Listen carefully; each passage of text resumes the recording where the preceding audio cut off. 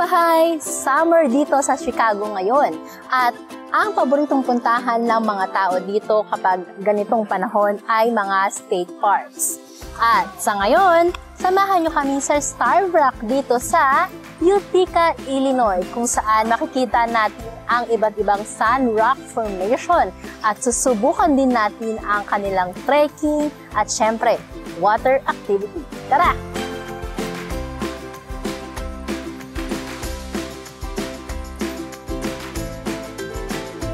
Family-friendly dito sa Starved Rock at karamihan ng state park dito sa Estados Unidos may iba't ibang klaseng trails para sa mga beginners o kaya sa mga visitors na may mga kasamang bata, sa mga expert hikers at syempre para sa ating mga fur babies.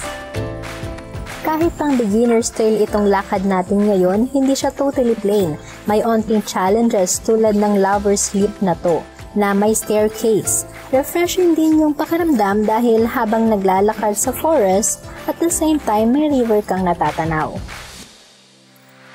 At nandito na nga tayo sa dulo ng ating trail o kumbaga sa mountain ay ang summit. Ang malaking sand rock formation na ito na parang isang obra sa gitna ng nature. Ngayong summer season, hindi ganon kalakas ang falls dito sa Starved Rock. Mas maagos to kapag spring kung kailan mas madalas ang ulan. Pero syempre, ang cons niyan ay mas maputik ang trail.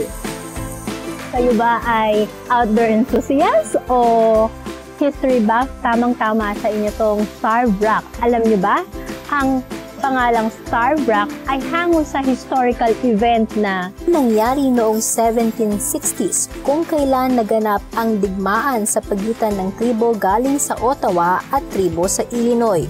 Habang under attack ang Illinois ng mga Ottawa, dito nagtago sa malaking sand rock formation na ito ang mga tribo at marami ang namatay dahil sa gutom. Kaya naman tinawag itong Starved Rock.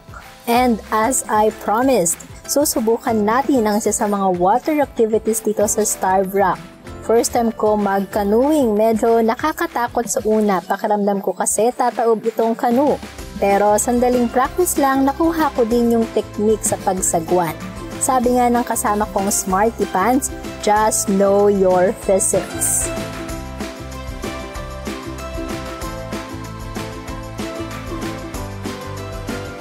Sa Starved Rock, hindi kayo mauubusan ng gagawin ng mga activities. Mga visitor dito, nagpupunta para mag-camping, fishing, trekking, hiking, o kaya mag-boat riding. At syempre, hindi nyo mararamdaman yung pagod at mas masaya kung kasama ang barkada! Yeah!